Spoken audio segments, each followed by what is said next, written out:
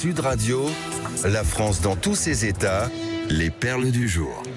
Si vous vivez dans le Grand Est, soyez vigilants, il se pourrait que l'eau de votre robinet ne soit plus potable, Perico. Vous savez à quel point nous sommes vigilants sur Sud Radio de nos territoires, non seulement les territoires sociaux, les territoires culturels humains, les territoires géographiques. Eh bien, figurez-vous que dans le Grand Ouest, le niveau de contamination de l'eau potable a atteint un seuil qui fait que 60 000 foyers aujourd'hui ne peuvent plus accéder à l'eau potable. De quoi s'agit-il? Ce sont ces fameux polluants éternels qui ont un nom un peu technique. Les PFAS, les PFAS, c'est l'acronyme anglais. En français, c'est FPFA, substance perfluoroalkylée ou polyfluoroalkylée. C'est quoi? C'est la résultante de ces masses de produits toxiques, chimiques qui ont été semés dans la terre par les agriculteurs industriels qui ont stagné, qui finalement viennent à un moment donné à contaminer les nappes phréatiques. Et on est aujourd'hui dans une situation où vous avez des robinets, on ne peut plus servir de l'eau du robinet parce qu'elle est dangereuse. Alors on avait déjà des eaux minérales de marque connue qui avaient des problèmes de contamination parce que l'hygiène n'était pas garantie, avec un urbanisme galopant. Et là, c'est carrément l'agriculture polluante qui a contaminé des nappes phréatiques. Alors on espère qu'on va s'arrêter aux 60 000 foyers dans le Grand Est.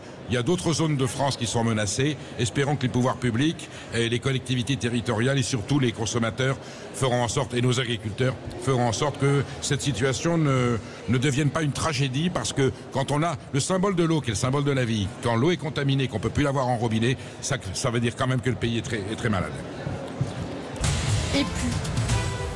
Et puis vous allez nous parler, Perico, de foncière solidaire. Si vous êtes agriculteur, ouvrez bien vos oreilles. Alors toujours dans cette préservation des territoires, on sait aujourd'hui le vrai drame de l'agriculture, c'est quoi? Ce sont ces jeunes agriculteurs qui veulent s'installer, soit prendre la succession de leur famille, soit s'installer comme jeunes agriculteurs. Et le prix du foncier, le prix de la terre est tellement cher en France, surtout dans des régions à vocation touristique, que c'est totalement inacceptable. Eh bien, au Pays Basque, il y a une association qui s'appelle Lusaindia, une association d'une foncière citoyenne. Ce sont 3500 adhérents qui mettent de l'argent de leur poche dans un collectif, et ce collectif permet, sur un dossier sérieux bien entendu, à des jeunes agriculteurs, des jeunes agricultrices, des paysannes, de s'installer, d'acheter de la terre, de pouvoir lancer leur exploitation. Et si ça marche bien, évidemment, le système est perduré, et surtout, ça sauve des territoires entiers. Au Pays Basque, en gros, on a l'équivalent de 2 stades de football par jour qui passent de la zone agraire à de l'activité urbaine ou de l'activité industrielle. Donc on est en train de démanteler, et c'est vrai aussi sur la France, on a de la réserve. Mais si demain nous n'avons plus de quoi fournir à nos jeunes agriculteurs des territoires, des terres, des sols sur lesquels ils vont pouvoir exercer leur métier, eh bien c'est l'alimentation de la France qui en subira les conséquences. Donc réjouissons-nous qu'il y ait cette collective, cette prise de conscience citoyenne qui permet à des jeunes femmes et à des jeunes hommes qui se lancent dans cette merveilleuse et formidable aventure de l'agriculture d'avoir les moyens d'acheter de la terre. Et puis vous avez peut-être vu passer ces images qui ont indigné la toile ce matin. Un concert qui se déroulait à la Philharmonie de Paris hier soir a été interrompu, Perico.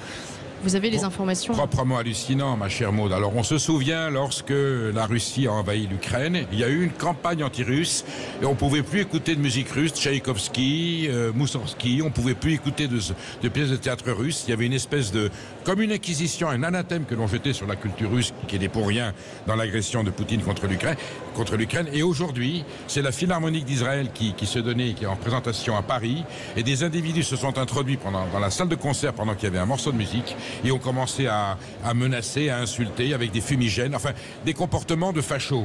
Ce sont des comportements de voyous, ce sont des comportements de crétins. Ils s'en prennent à l'humanité, ils s'en prennent absolument pas à Israël et ni les autres à la Russie. Ils s'en prennent à ce qu'il y a de meilleur dans l'humanité. Et comme eux-mêmes sont incultes et abrutis, ils utilisent des méthodes de voyous. Je dis bien des méthodes de fascistes. Ça commence à devenir assez répandu. Voilà. Le fascisme, c'est ça. Il n'est pas forcément à droite, il est quelquefois à gauche. Et là, pour ce coup-là, on a honte en France d'avoir des gens qui s'introduisent dans une salle de spectacle, dans une salle de concert, et qui interrompent un orchestre au moment où il est en train d'interpréter un morceau de musique d'un grand musicien. La musique étant censée être le lien entre les nations, hein, je pense que tout le monde sera d'accord là-dessus. Et naturellement, je me permets cette information quand même, mais naturellement, le seul parti qui ne s'est pas indigné de cet événement, devinez?